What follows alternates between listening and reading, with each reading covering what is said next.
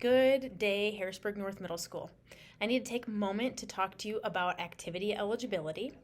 Activity eligibility is a school board approved policy that requires any student who participates in a school activity to be of a proficient academic standing. The definition of proficient academic standing is an overall course grade of 70% or higher. So an E, a P, or an M in your overall course grade. Unlike summer school, which is by standard, activity eligibility takes the average of all of your standards, and you need to be at a 70% or higher in your course grade.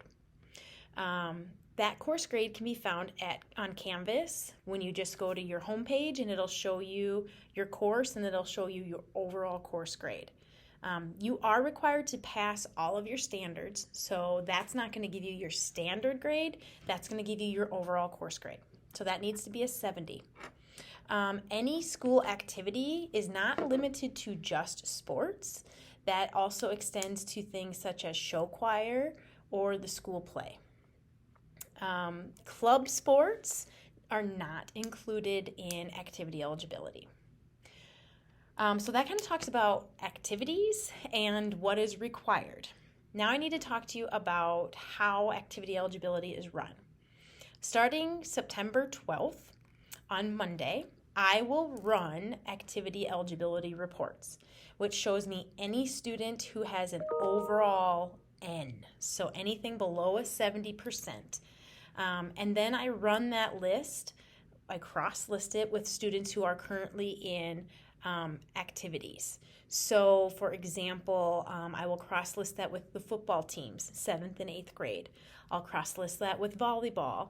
I'll cross-list that with our cross-country team, people in the musical. So any activities that are going on now, I will be cross-listing my grade report and seeing any students who participate in an activity who has an overall course grade that is below a 70%. On Mondays, I run that report, I talk with the students, I contact coaches, and I contact parents and let them know that at this time, the student is not at a proficient academic standing. There are different restrictions placed depending on what week you have an overall N in a course. So the first week is kind of a probationary week.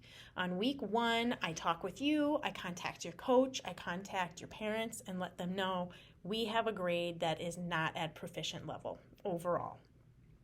You have that full week of school to do whatever it is you need to do to get your grade to a passing grade.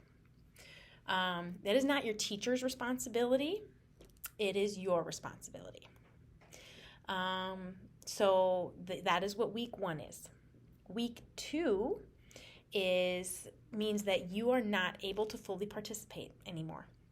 If you have a second week that you have an overall course grade in the same class, then you have to attend either morning or afternoon power hour in order to participate in practices or games. Students who are on week 2 are not able to leave school for an activity.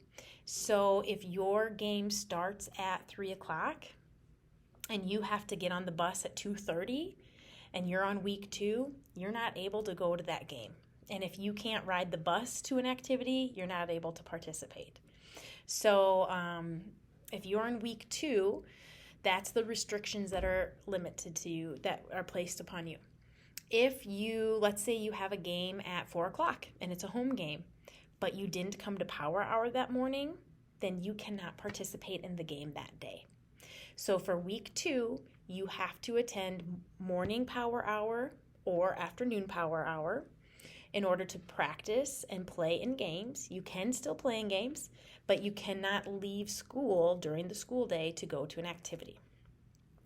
Week 3 is the same restrictions as week 1, or as week 2, I'm sorry. Week 3 is the same restrictions as week 2.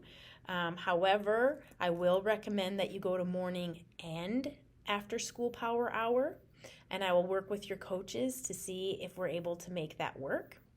Understand that if you're missing practice time, that's going to impact playing time. But my recommendation is that we got to stay after school and probably come in before school to work on improving that grade during week 3.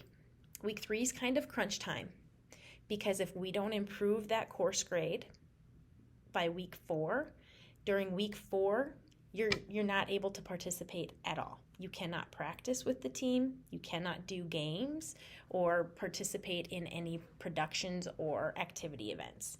So week 3, my recommendation is that a student attends morning power hour and after school power hour. Week 4, like I said, you can't participate on the team or in the activity anymore. This is by week. So once your grade is improved, you can go back to participating. Some coaches will say that you have to sit out the whole week. Some coaches will let you participate once your grade is back at a proficient standing. My recommendation to anybody in an activity here at the school is to stay ahead of your studies. Make sure that you are getting all of your homework in on time, because a missing counts as a 0, and that very easily takes your grade down to a failing course grade. So making sure everything's turned in on time, it is done with high quality work, and that you're using all of the available study sessions and aids that we have here at North Middle School to support you. Know that we have power hour before school power hour is only for if you're on activity eligibility week 2 or 3. Your teachers, the tutor staff, and all of us here at North Middle School want to help all of our students meet their full potential. So we definitely want to help you be amazing and keep your academics in a good standing so that you're able to participate in all the activities that you would like. That's all I can think of right now for activity eligibility. Just a reminder, this starts on September 12th, Monday, and I will start running those reports. And I certainly hope that you guys have a great fall season. I hope for those that are in other activities that aren't sports that you are able to have great performances and really meet your full potential.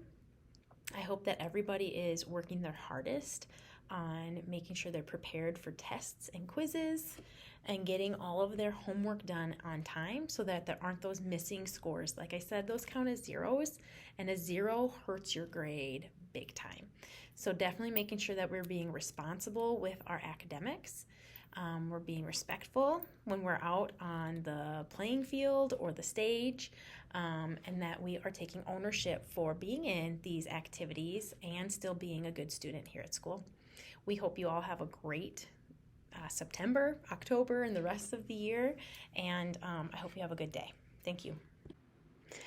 You can find a copy of the Activity Eligibility Matrix in the Student Handbook.